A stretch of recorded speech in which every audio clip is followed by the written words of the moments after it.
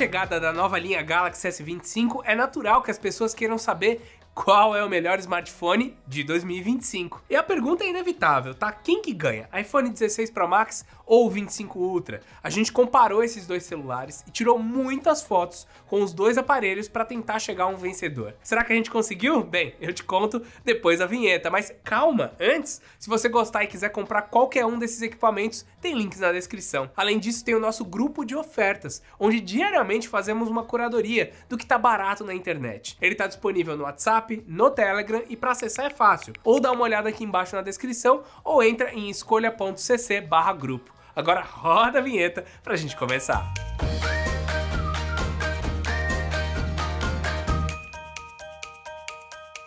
Bem, para começar, a gente está comparando aqui os dois melhores smartphones disponíveis para venda no Brasil. Daria até para dizer que são os dois melhores celulares do mundo, porque cada fabricante tenta colocar o que tem de melhor do seu lado da força. Na prática, são abordagens parecidas, então temos smartphones robustos e completos em termos de funcionalidade e, claro, câmera. A gente vai comparar os dois passo a passo para tentar entender quem que é o vencedor desse comparativo. Vamos começar então pelo design e construção. A gente está falando aqui de dois aparelhos bem grandes, daqueles que ficam enormes na mão e no bolso da calça, mas que em contrapartida vão oferecer mais tela e uma bateria grande. Vamos começar pelo lado da Apple. É até difícil você perceber alguma diferença entre as duas últimas gerações. O 16 Pro Max é quase idêntico ao 14 Pro Max, que é idêntico ao... Ah não, eu já errei aqui. O 16 é igual ao 15, que é igual ao 14. Para vocês verem como é a confusão. A maçã, ela aposta na continuidade para fazer com que seu design seja sempre icônico e reconhecido. Desde que a empresa começou a ter modelos Pro Max lá no 11, tudo o que ela fez foi aumentar o tamanho das suas lentes na traseira e mexer um pouquinho nas laterais. A disposição da câmera e o módulo transparente, no entanto, foi só adaptado ano a ano. Para ser justo com a Apple, nessa geração, nós temos uma grande mudança no 16 Pro Max, que é a introdução do botão de câmera. A ideia da Apple era simular um obturador, mas eu acho que tem um probleminha aqui que eu já vou comentar mais pra frente. No mais, é o mesmo design de traseira que a gente já tá acostumado a ver, com bordas em titânio nas laterais e os botões que ficam distribuídos da seguinte forma. Do lado direito, além do botão de câmera, fica o botão de liga e desliga, que é remapeável. Do lado esquerdo estão os dois botões de volume e um terceiro botão, que desde o ano passado passou a ser a chave para silencioso, e agora também pode ter várias atribuições associadas a ele. Outra coisa que a gente vê desde o ano passado também é a entrada USB-C para carregamento, que facilitou a vida dos criadores de conteúdo, que agora podem acoplar um SSD na hora de filmar e já mandar o vídeo direto para eles. Também é bom para qualquer outra pessoa que não precisa ficar carregando um cabo Lightning adicional apenas para iPhone. Obrigado, União Europeia, por ter feito isso com a Apple. Do lado da Samsung, as mudanças foram um pouquinho maiores nessa geração, mas a comparação é ruim, tá? O iPhone tá igual do ano pro outro, o S25 Ultra tá um pouco diferente. Mas deixa eu lembrar um pouco do passado, tá? Em 2022, o S22 Ultra foi responsável por manter o legado da linha Note, que tinha sido encerrada um ano e meio antes. Ele herdou o design com os cantos quadrados, tamanho grande e o suporte nativo a S Pen. Esse design se manteve assim, com algumas adaptações no display até o ano passado. Ele foi ficando de arredondado para quase reto, e agora, finalmente, essa tela é totalmente reta. Além disso, eles passaram a dar uma abordagem mais arredondada para o celular em todos os seus cantos. A lateral, como eu falei, também agora fica reta e de titânio, como é no iPhone. E se a novidade em construção da Apple é o botão de câmera, na Samsung a novidade é uma retirada, tá? A S Pen segue por lá, é um diferencial da marca, mas ela está mais limitada, porque perdeu suporte ao Bluetooth, e com isso, alguns comandos suspensos não são mais possíveis. A Samsung alega que eram funções pouco usadas, mas sempre chama atenção quando você perde tecnologia de uma geração para outra, quando natural deveria ser o inverso. Com isso em mente, os celulares têm praticamente as mesmas medidas. O S25 Ultra é 0.2 mm menor e 0.1 mm mais fino que o iPhone 16 Pro Max, o que é uma diferença que só é perceptível porque a gente foi checar as medidas, porque no olho eles têm o mesmo tamanho. O celular da Samsung, no entanto, consegue ser mais leve, pesando 9 gramas a menos que o da maçã, e os dois contam com proteção IP68 contra água e poeira, além de suportarem Dual SIM físico e terem suporte ao eSIM. Vale só comentar que essa bandeja só está disponível pro iPhone aqui aqui no Brasil. Se você comprar o americano, vai ter que utilizar o eSIM. Ainda em conectividade, os dois contam com Wi-Fi 7 e 5G, e o Galaxy S25 Ultra utiliza o Bluetooth 5.4, enquanto que o iPhone ainda está no 5.3. Isso muda pouca coisa, tá? Mas o modelo mais novo traz a versão mais atual. Em tela, os dois celulares fizeram um movimento bem interessante. Eles diminuíram as bordas nessa última geração para o mínimo possível e conseguiram aumentar em 0.1 polegadas o display de um ano para o outro. Com isso, os dois alcançaram 6.9 polegadas de tela, quase sem distrações e com uma qualidade de imersão aí muito grande, tá? Esse aproveitamento é bem alto e impressiona nos dois modelos, mas nesse quesito o Galaxy ainda leva vantagem. O celular da Samsung tem 92,5% de proporção de tela para corpo e o da Apple tem 91,4%, mas claro, aqui eu preciso lembrar que o iPhone 16 Pro Max tem a ilha dinâmica, que acaba sendo uma diferença quando a gente compara com o furo único da câmera do Galaxy S25 Ultra. O modelo da Samsung também leva vantagem na densidade de pixels, na resolução e no pico de brilho, mas na prática a gente está falando de duas telas excelentes OLED, cada uma com o seu nome. A da Samsung é uma Dynamic AMOLED 2X, enquanto que a Apple tem uma Super Retina XDR OLED. As características são bem parecidas, as duas têm telas LTPO, que vão de 1 a 120 Hz. O iPhone 16 Pro Max dá suporte ao HDR10, enquanto que o S25 Ultra dá ao HDR10 Plus. Saindo das specs e passando para a experiência de uso, são duas telas que oferecem tudo o que tem de melhor no segmento delas.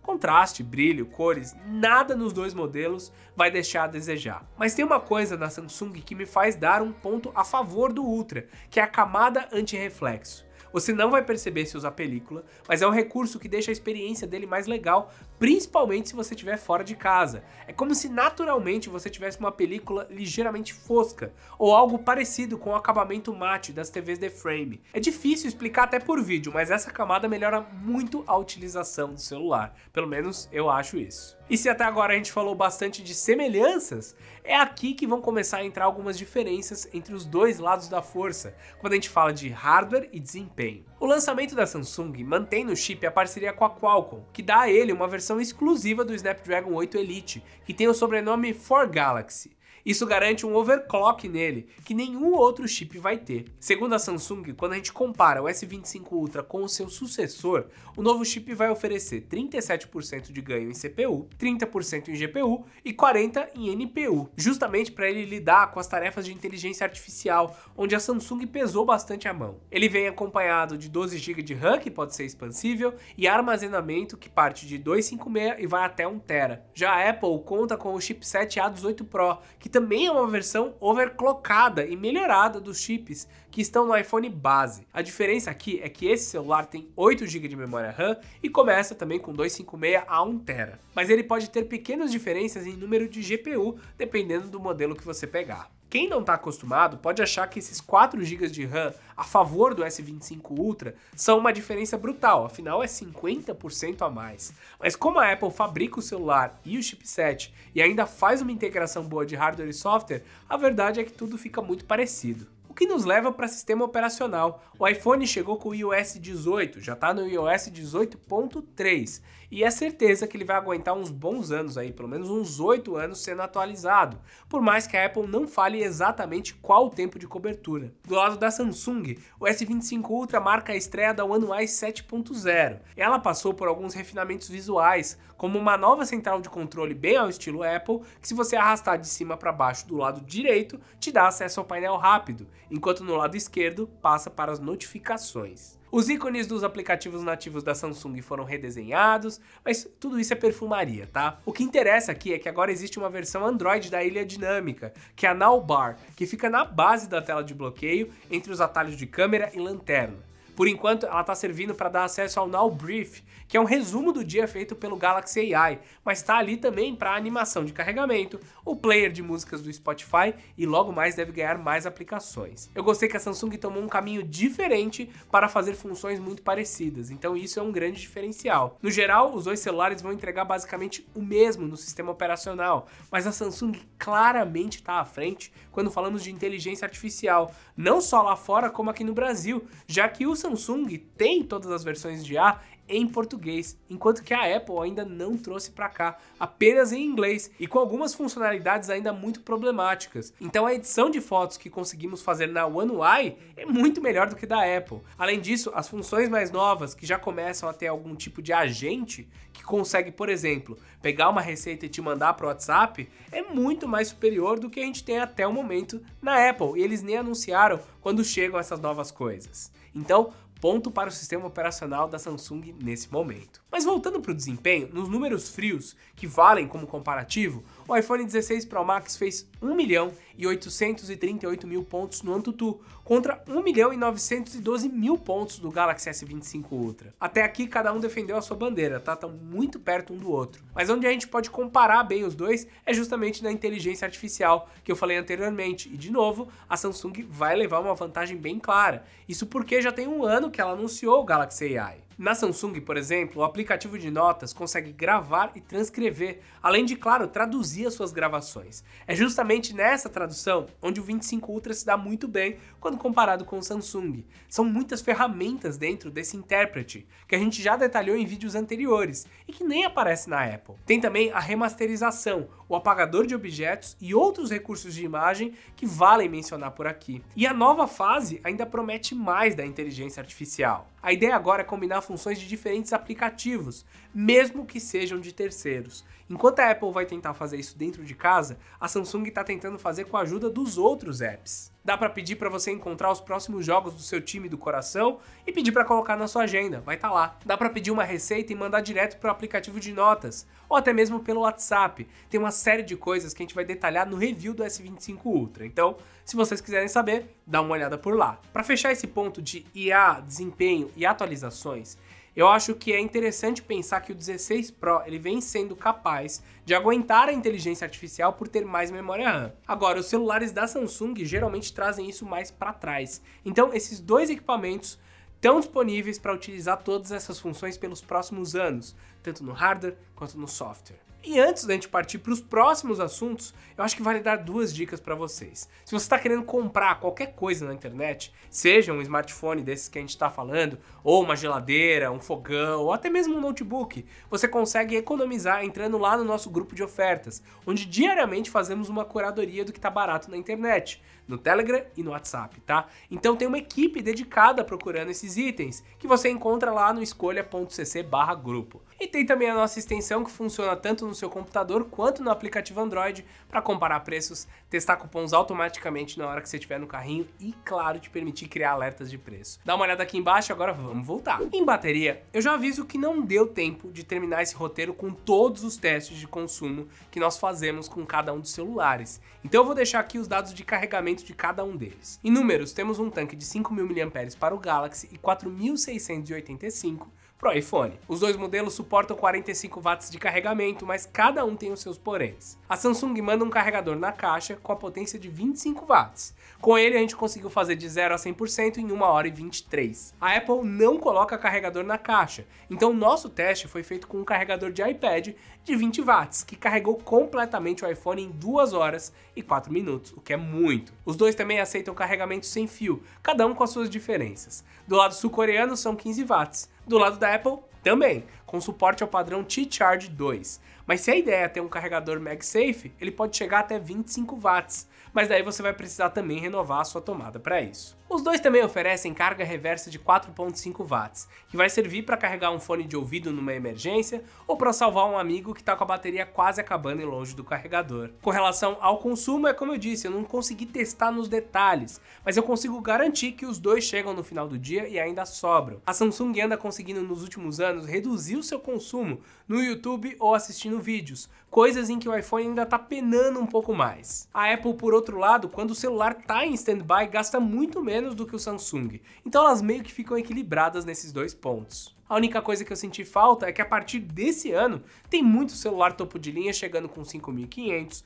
6.000 e quem sabe 7.000 mAh, já que as novas tecnologias de bateria estão chegando para ficar. Eu achava que o S25 Ultra já ia trazer algo do tipo, mas parece que só nas próximas gerações. E o nosso grande finale fica para as câmeras, que é um dos pontos mais importantes para quem troca de smartphone. Se os desempenhos são parecidos, se os dois têm uma construção premium e tela excelente que também são parecidos, o possível desempate vai estar aqui, e é justamente onde todo mundo está de olho neles. Para começar, vamos passar pelas especificações da câmera de cada um. No Galaxy S25 Ultra são 200 megapixels na câmera principal, que tem uma abertura de f1.7. Ela tem também a estabilização ótica. A do iPhone, por outro lado, tem 48 megapixels, com abertura f1.8 e também com a estabilização por sensor shift. Na ultra-wide, os dois modelos ganharam um upgrade no último ano. A câmera do iPhone passou para 48 megapixels com abertura 2.2 e o Galaxy tem uma de 50 megapixels com f1.9. Nos dois casos, as lentes têm foco automático e isso permite que elas façam fotos macro. A Apple, no entanto, manteve sua telefoto de 12 megapixels com zoom de 5 vezes e distância focal de 120mm. A Samsung pegou essa telefoto periscópica e aumentou para 50 megapixels, oferecendo também 5 vezes de zoom sem perdas, mas ele ainda tem uma segunda lente telefoto de 3 vezes que tem 10 megapixels e que pode ajudar na hora de você fazer um modo retrato. Para fechar, os dois têm câmeras frontais de 12 megapixels que gravam em 4K e que tem uma qualidade bem interessante. A diferença aqui, no entanto, é que a abertura de luz é maior no iPhone 16 Pro Max. Eu tive a oportunidade de tirar fotos iguais com os dois modelos e não editei elas. Então o que você vai ver no vídeo a partir de agora são fotos e vídeos do jeito que elas foram feitas, tá? E olha, a sensação que eu tive com esses celulares é que eles são basicamente muito parecidos com a geração passada. E cada um desses smartphones vai ter câmeras para cada um de vocês. Tenho certeza, tá? Vamos começar falando de selfies. O iPhone, ele me entregou uma imagem mais natural e com um maior nível de detalhes, mas o Galaxy entregou um contraste que me chamou mais a atenção. As duas são ótimas e aqui tem que ser no detalhe, tá? Eu gosto mais das fotos com a câmera frontal do iPhone. E em vídeo com essa mesma câmera, o Galaxy S25 Ultra continua sendo a minha primeira opção quando eu preciso me gravar, assim como era no 24 Ultra. Então, foto pro iPhone, vídeo pro S25. Especialmente quando eu preciso de um desfoque de fundo. O modelo da Samsung é o que entrega o resultado mais próximo de uma câmera profissional nesse modo frontal, tá? Na câmera principal, os dois se mantêm em pé de igualdade. Tem uma diferença pequena de abertura de lente que vai ser mais perceptível em baixa luz, mas mesmo o iPhone contando com abertura menor, ele entrega a mesma qualidade quando a noite chega. O jogo segue empatado na ultra-wide. O Galaxy consegue se dar melhor por conta de uma abertura maior de luz, mas que de novo a Apple consegue compensar. O importante é que nos dois modelos, se alguém te disser que a foto foi feita com a principal, dá pra acreditar de tão boa que ela é. Onde o jogo começa a desequilibrar é na hora do zoom. Não que a telefoto da Apple faça um mau trabalho, mas o Galaxy com duas lentes dedicadas para isso consegue ir mais longe. As fotos do S25 Ultra são aproveitáveis, mesmo depois dos 10 vezes de zoom, enquanto o iPhone já começa a ter dificuldade. Ter duas lentes faz com que a Samsung consiga fazer um zoom digital entre 3 e 5 vezes menor, e isso ajuda nesse tipo de câmera. E também depois de 10 vezes vai melhor. E aí entra uma nova vantagem para o S25 Ultra. Ele filma em 8K com 3 das suas câmeras traseiras: principal, ultra-wide e telefoto periscópica.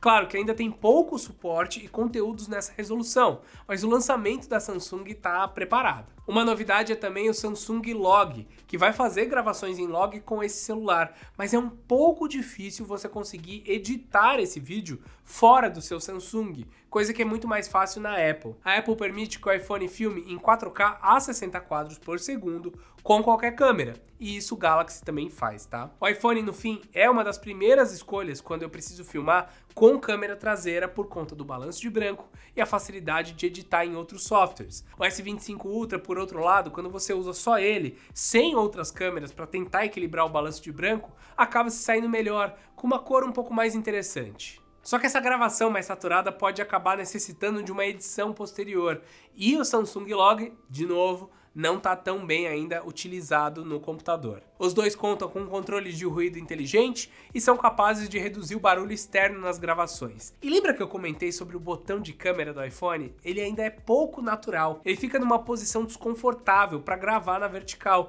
e é fácil esbarrar nele, o que é um problema. A grande vantagem para o iPhone, no entanto, é a qualidade de gravação de Stories. Essa ainda é uma vantagem para a Apple que está sendo reduzida com o tempo, mas ainda aparece, tá? Você bota um Stories no Samsung, não fica tão legal quanto no iPhone. Mas para gravações direto na câmera, eles estão muito parecidos. Bem, e com isso chegamos à grande questão, qual que é o melhor flagship desse momento?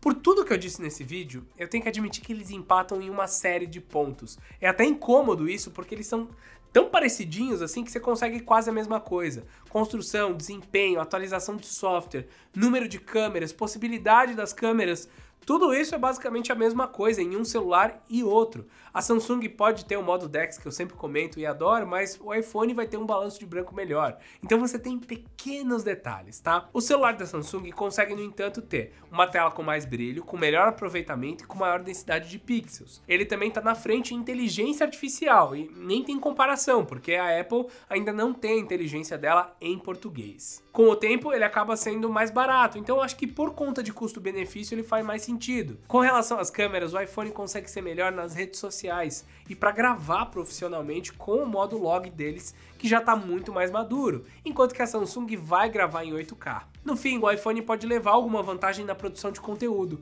mas o Samsung está chegando muito perto atrás. Esse ano eu acho que a escolha está cada vez mais difícil, então vocês têm que focar na parte de inteligência artificial e nas câmeras para fazer a sua escolha. Agora me diz, qual que você acha que é o melhor dos smartphones do momento? Comenta aqui embaixo e claro, eu espero vocês no próximo vídeo. Então é isso, meus amigos, e até mais!